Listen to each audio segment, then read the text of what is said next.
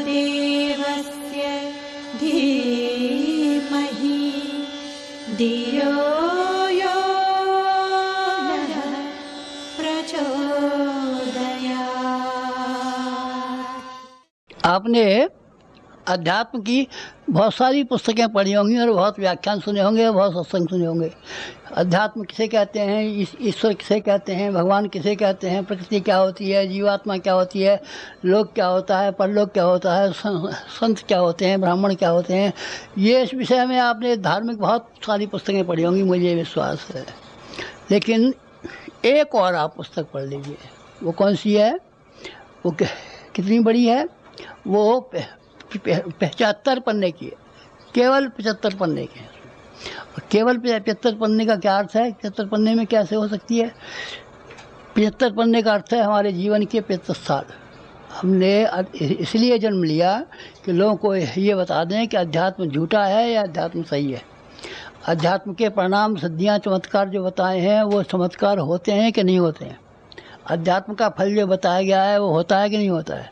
हमने अपने जीवन को एक प्रयोगशाला के रूप में बनाया है और प्रयोगशाला के रूप में बना करके लोगों को दिखाया है कि देखो, तुम अगर नास्तिक हो, तुम अगर अविश्वासी हो, भगवान को तुम नहीं मानते हो, तो हमारे जीवन की परीक्षा करके देख लो और ये देख लो कि हमारे पास अध्यात्म के अलावा कोई चीज़ नहीं है, केवल अध्यात्म है। और केवल अध्यात्म होकर के हमने अपनी ज़िंदगी को गंवा दिया या कुछ कमा लिया। आप इसको देख लीजिए। ये आपकी प्रयोगशाला है और ये एक ऐसी चीज़ है कि आप किताब पढ़ने की अपेक्षा हमारी ज़िंदगी पढ़ डालिए। 75 वर्ष की पूरी ज़िंदगी पढ़ डालिए। 75 वर्ष की पूरी ज़िंदगी में आप क्या पाएंगे? ऐसा मज़ा पाएंगे कि अध्यात्म के जो परिणाम और जो उसके फल बताए गए हैं वो 100% सही हैं, वैसे गलत हैं। नास्तिक कहते हैं भगवान है ही नहीं, और बुद्धवादी कहते हैं, तर्कवादी कहते हैं कि कोई एक ऐसी शक्ति तो है जो व्यवस्था बनाती है, पर वो कोई पूजा पाठ के काम नहीं आती, उसको किसी से पूजा से कोई संबंध नहीं है। अच्छा, क्या चलिए, लोगों ने हज़ारों बात कही है, पर हमने तो अपना जीवन लगा करके और उसके परिणामों को दिखा करके बताया कि इसके परिणाम देखिए कि अध्यात्म अगर सच्चा हो तो उसके सच्चे परिणाम निकलते हैं कि नहीं निकलते। कैसे निकले? देखिए, मैं आपको अपने 75 पन्ने की यानी 75 साल के जीवन में से थोड़ी सी घटनाएं सुनाता हूँ। सारी घटनाएं सुनाऊँ तो रामायण बन जाएगी और उसको कहाँ तक पढ़ेंगे और आप कहाँ तक सुनेंगे। पीएचडी किसी ने किया है और पीएचडी वाले ने इतना मोटा ग्रंथ लिखा है कि गुरुजी की कितनी बड़ी ज़िंदगी है, क्या क्या काम किए हैं, अब उसको आप जान लीजिए। मैं तो आपको काम के चुने हुए कुछ पन्ने सुनाई देता हूँ, जिससे कि आपको का भी समय न खराब हो और मुझे भी बेकार बात न करनी पड़े। क्या है बेकार बात करने की? हमारे इस संसार के 2 गुरु हैं जिनको हम भूल नहीं सकते कभी। एक महामना मालवीय जी हमारे गुरु हैं। 9 वर्ष की जब उम्र थी तो हमारे पिताजी वहाँ लेकर के गए थे और काशी विश्वविद्यालय में मालवीय जी सहपाठी थे उनके, उन्होंने हमको दीक्षा दिलाई थी और गायत्री मंत्र उन्होंने दिया था। और एक बात कही थी जो हमको गांठ बंधी हुई है और आज तक हमने बुराई नहीं है उसको। बहुत सी बातें कही थी, उपदेश दिए थे, वो तो हम सब भूल गए। उनमें से तो अब क्या क्या कहा था याद नहीं है। गायत्री मंत्र याद है, उन्हीं ने दिया था हमको, यज्ञोपवीत उन्होंने दिया था। और एक बात कही थी उन्होंने कि गायत्री ब्राह्मण की कामधेनु है, तू ब्राह्मण बनना, इसका दूध पीना चाहे तो ब्राह्मण बन जा। तो हमने कहा हम ब्राह्मण तो है ही, हम 60 ब्राह्मण हैं और आप उनको ब्राह्मण नहीं मानते क्या? कोई और लोग कहते हैं जैसे कि ये बढ़ई है तो आप बड़े मानते हैं कि नहीं, तेरे पिताजी तो हमारे साथ पढ़े, बड़े थोड़े कहते हैं हम। तो ये हम तो अब मानते तो ब्राह्मण ही हैं, लेकिन ब्राह्मण पैदा नहीं होते, बनते हैं। मनु ने कहा है महायज्ञेश यज्ञेश ब्राह्मीयं क्रियते तनु। ब्राह्मण विचारों से, कार्यों से, व्यवहार से, चरित्र से, चिंतन से, इन सब बातों से ब्राह्मण बनाया जाता है। तो ब्राह्मण बनना तो ये गायत्री जो मंत्र मैंने दिया है, तो ये कामधेनु वो एक गाय है, कहाँ है? स्वर्गलोक में रहती है। देवता उसका दूध पीते हैं, वो निहार हो जाते हैं। ये कामधेनु के बराबर फल देगी। एक गुरु मैंने ये बांध ली कि मैं ब्राह्मण बन के जीऊँगा। राजा हरिश्चंद्र का ड्रामा गांधी जी ने देखा था और देखने के बाद में उन्होंने कहा मैं हरिश्चंद्र होकर के जीऊँगा, और वास्तव में हरिश्चंद्र ही होकर के जिए। और मालवीय जी ने कहा था कि तू ब्राह्मण बन के जीना, मैं ब्राह्मण होकर के जिया हूँ। और ब्राह्मण के हमारे वचन ऐसे हैं कि जिसको हमने कह दिया तेरा बुरा हो जाएगा तो उसको बुरा ही होगा। कहा आपने बुरा नहीं कहा, अच्छा ही कहा है। हमने जिसको कहा तेरा अच्छा हो जाएगा उसका अच्छा ही हो गया। हमारी वाणी कभी निष्फल नहीं गई। हमारे मुँह में से, गुस्से में से, कभी क्रोध में से आया होगा।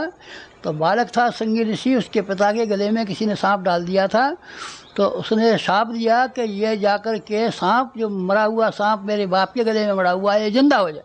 जिंदा हो गया। जिंदा हो गया। जिंदा होने के बाद उसने कहा कि सांप कि हाँ, कि जिस किसी ने मेरे बाप का अपमान किया उसको काट तो खा। बस वो खट चला गया सांप सनसनाता हुआ। और उसने परीक्षित को 7 दिन के भीतर टाइम दिया था, 7 दिन में खा ही लिया उसको। सब बचाव के उपाय कर डाले पर वो हुआ नहीं। ये किसे कहते हैं? ये ब्राह्मण की शक्ति कहते हैं।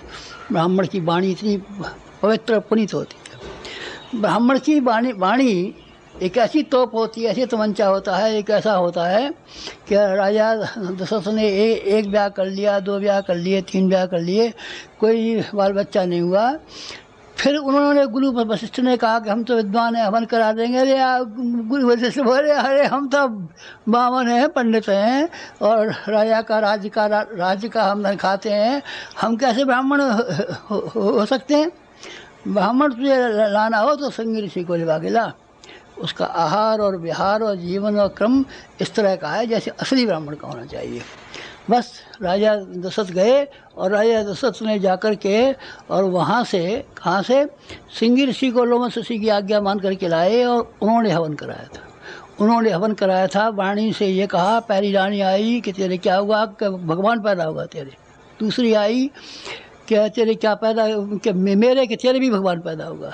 दूसरी रानी थी वो खीर जो थी वो उनने समझा कि इनकी 4 रानियाँ थी, वो 3, तो 400 में काट रखी थी।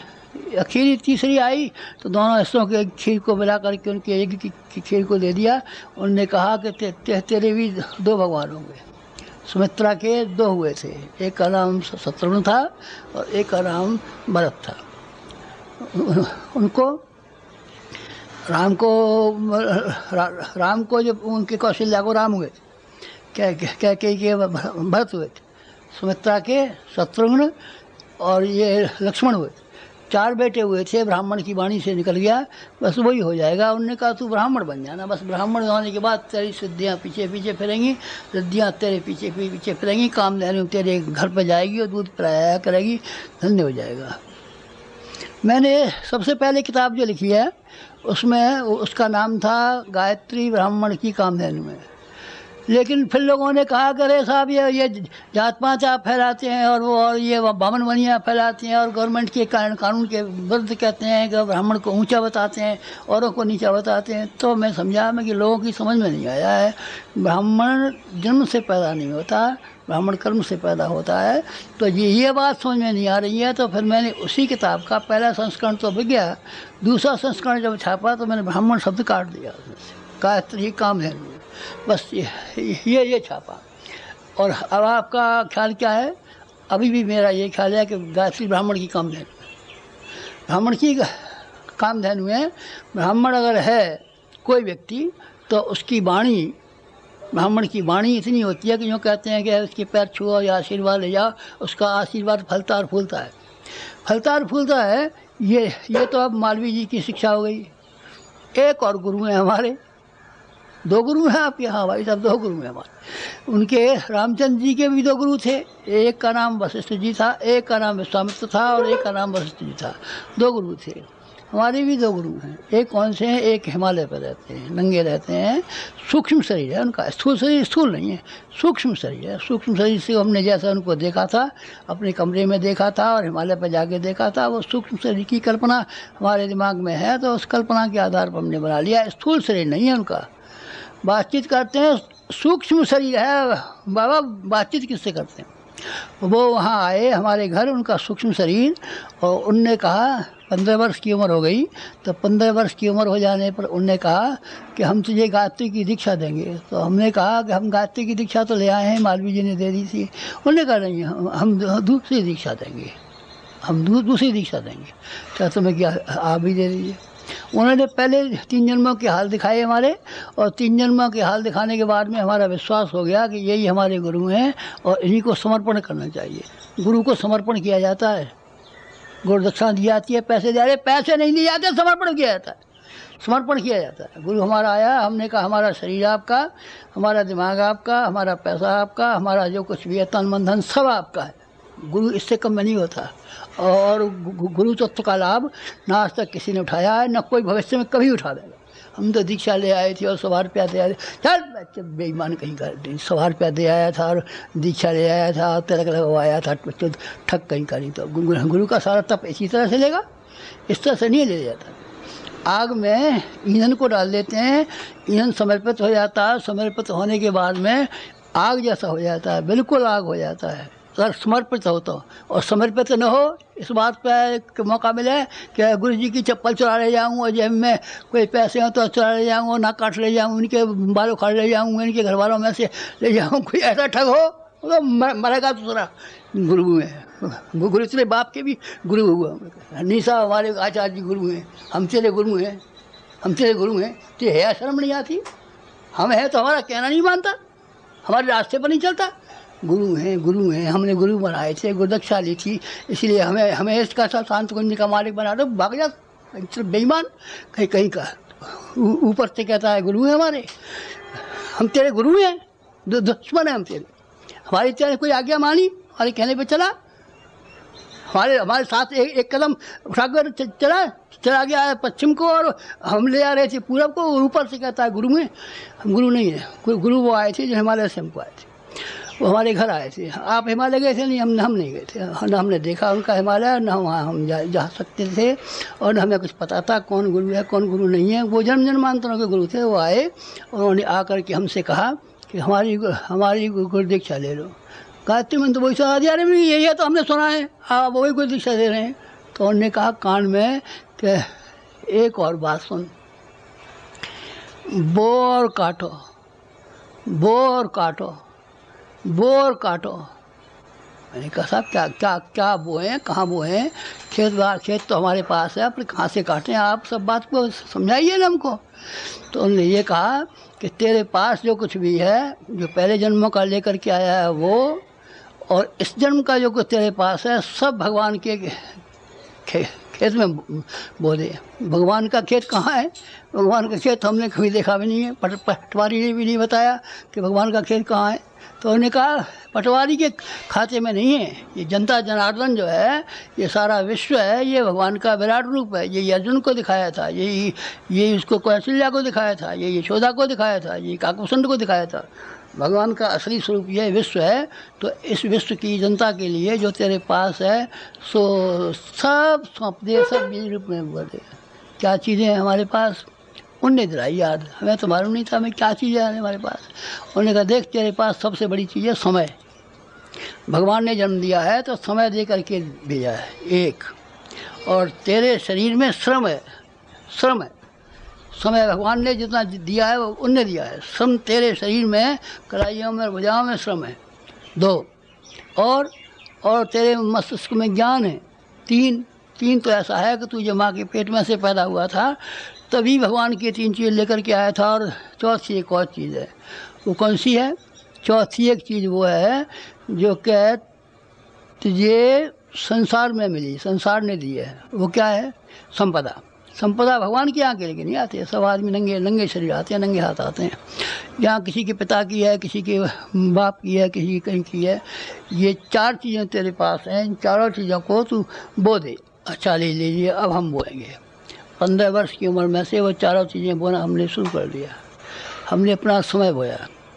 अपना समय किस काम में लगाया? हमारा सारा समय 2 काम में लगा है। एक तो भगवान की उपासना में लगा है, उनके नज़दीक चरणों में बैठने में, और एक भगवान का जो सारा विश्व है इसकी सेवा करने में हमारा लगा है। सारा समय का आप हिसाब लगा लीजिए। जो हम नहाने में समय चला गया होगा, टट्टी में करने में समय चला गया होगा, सोने में समय चला गया होगा, खाने में समय चला गया होगा, उसका तो हम गुनहगार हैं।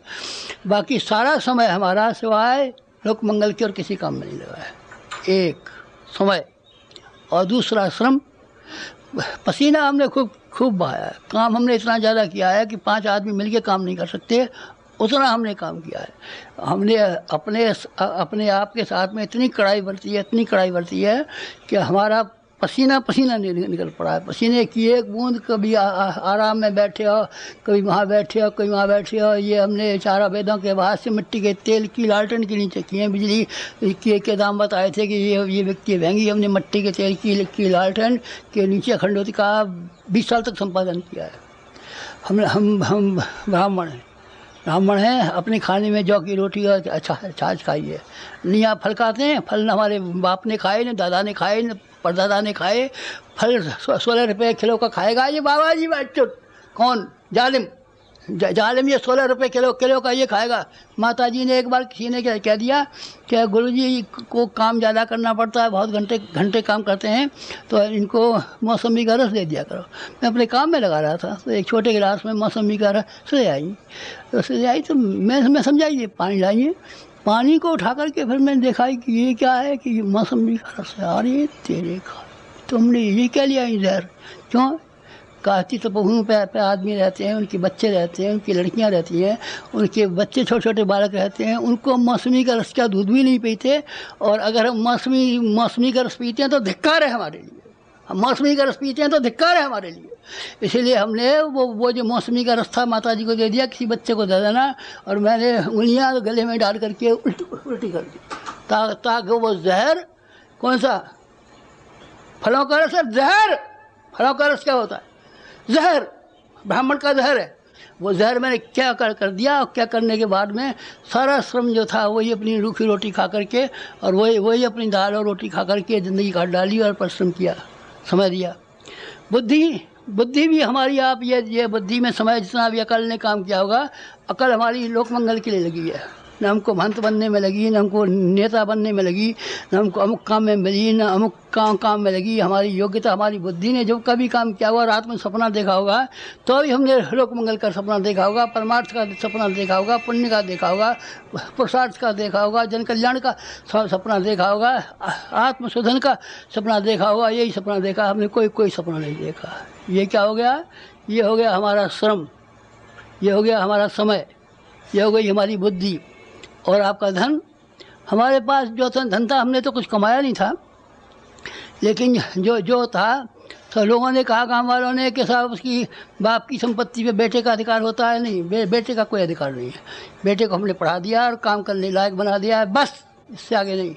और फिर आप ये इल्ज़ाम लगाते हैं हमारे ऊपर, ये इल्ज़ाम लगाते हैं हमारे पास इतनी ज़मीन थी, वो अपने बेटों को, जमाइयों को और उनको बेटियों को दे आते, तो वो हमने सब ज़मीन एक चप्पा बेच करके गांव में एक वो हाई स्कूल बना दिया।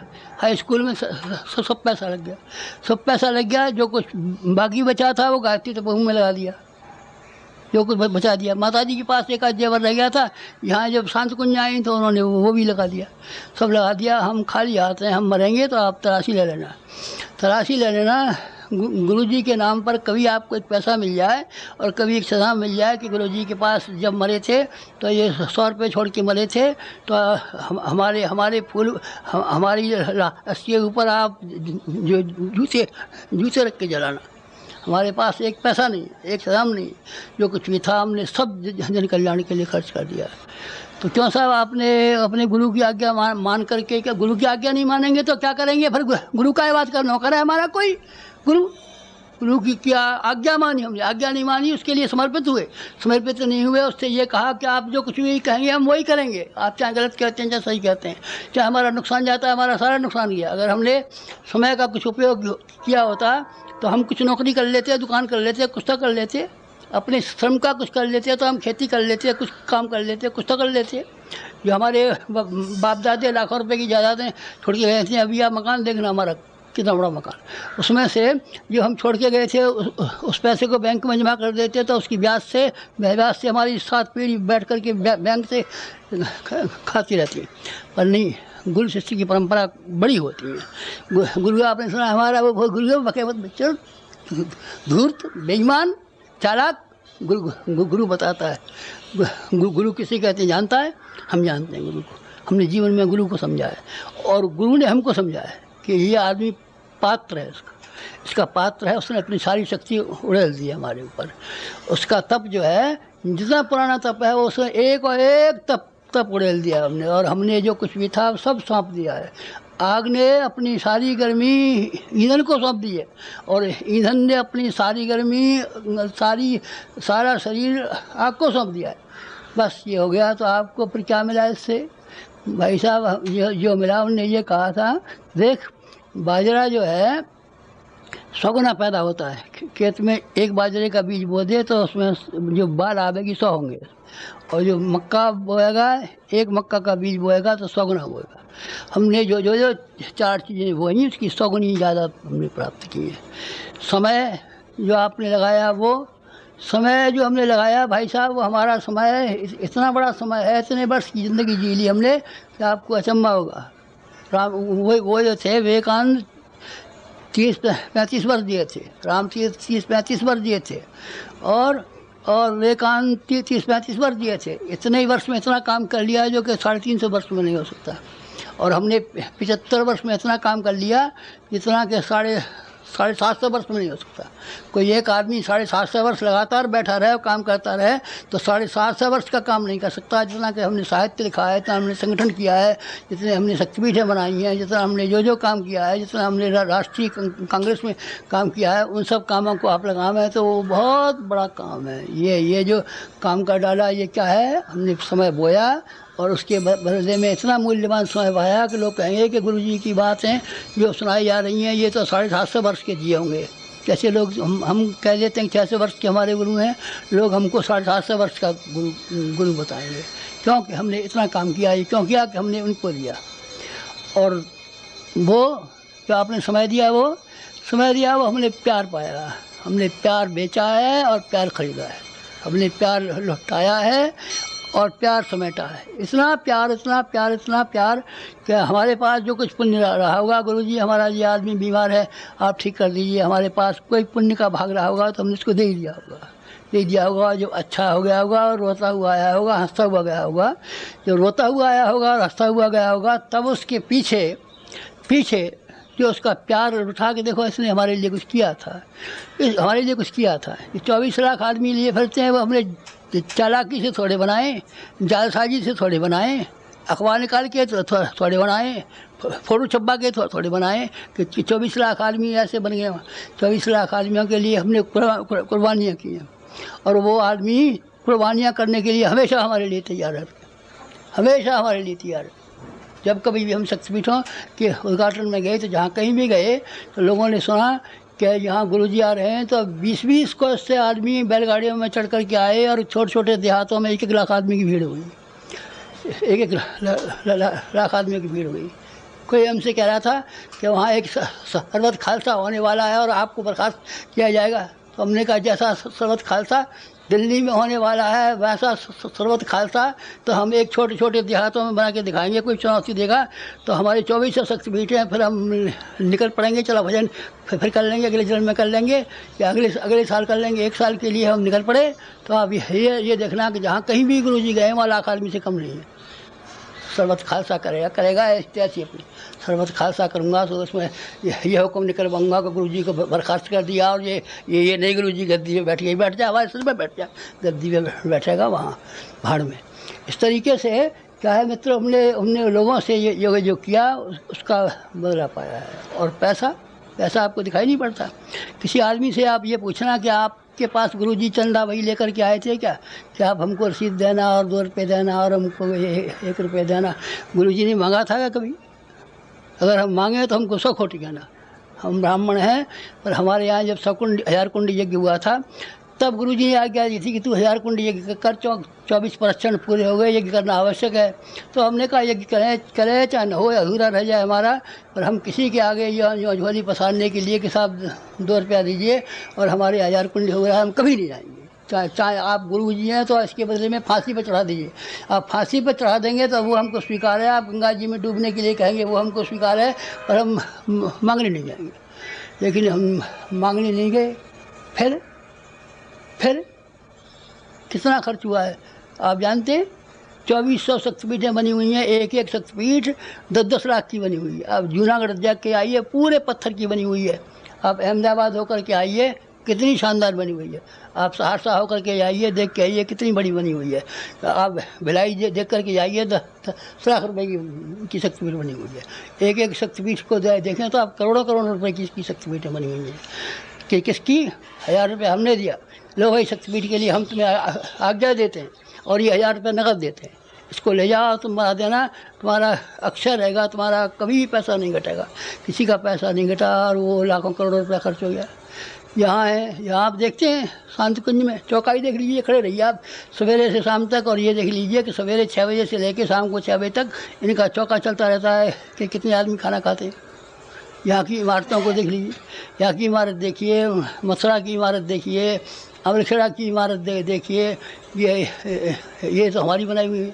उनको आप देखिए कितने रुपए का है, ढेरों रुपए का है, कितनों का है, करोड़ों का, सैकड़ों का, सैकड़ों का नहीं, करोड़ों का, ये करोड़ों का है। जो भी हमने काम किए हैं, गाड़ियाँ हैं हमारे पास 30, अगले दिनों 100 गाड़ियाँ लेने का हमारा विचार है। 100 गाड़ियों से सारे हिंदुस्तान के हर गांव में जा पहुँचेंगे, 100 गाड़ियाँ खरीद लेंगे, हम खरीद लेंगे। कहीं आपके पास है? हमारे पास सब कुछ है। हमारे पास, हमारे हृदय में, हमारी वाणी में, जैसे हनुमान जी ने कलेजा चीर करके दिखाया था कि आपको भगवान देखने हो, रामचंद्र जी ये देखने हो तो यहाँ देख लीजिए। तो गुरु की कृपा देखनी हो तो हम आपको अपना कलेजा चीर के दिखा सकते हैं, और उसमें आपको गुरु हमारा बैठा हुआ दिखाई पड़ेगा। और वो ऐसा समर्थ गुरु है कि न हमें रुपये का भाव पड़ता है, न पैसे का भाव पड़ता है, न किसी का भाव पड़ता है, न डरने का भाव पड़ता है, न विरोधी का भाव पड़ता है, न निंदक का भाव पड़ता है, किसी का असर नहीं हमारे ऊपर। आप इतने निर्भीक हैं, हम बिल्कुल निर्भीक हैं। कोई हमने तो सुना है कि फलाना आदमी आपका प्रतिद्वंदी खड़ा हो गया है और आपको गद्दी पैसे उतार देगा, बैठ जाएगा, देख लेंगे गद्दी पर उठाएगा, आएगा तो यहीं हमारे पास उतार दे, तब देख लेंगे हम कैसी गद्दी पैसे उतार देगा। तो पैसे के मामले में कितनी योजना है अभी हमने बनाई है। लाख कुंड की योजना बनाई है, और क्या नाम है, एक विश्वविद्यालय की योजना बनाई है, 1 लाख आदमियों को शिक्षण देने की योजना बनाई है। कितनी योजना बनाई है, इतनी लाखों की हमने योजना बना रखी है, पूरी हो जाएंगी। 24 लाख पेड़ लगाने की है गवर्नमेंट। जब 24 लाख पेड़ लगाती है तो गुरु जी गवर्नमेंट के करोड़ों रुपये खर्चे आते हैं, हो जाते होंगे, हमें नहीं मालूम है। और आप इतना बड़ा विश्वविद्यालय अकेले चला लेंगे? हम अकेले चला लेंगे, और हम आपको दिखा देंगे कि 10,000 प्रचारक हमने बना दिए कि नहीं बना दिए। आप देख लेना, हमारे उससे पहले आके देख लेना हमारे रेस्टोरेंट पे कि 10,000 गायक, 10,000 वक्ता, 10,000 प्रचारक तैयार हो गए कि नहीं हो गए।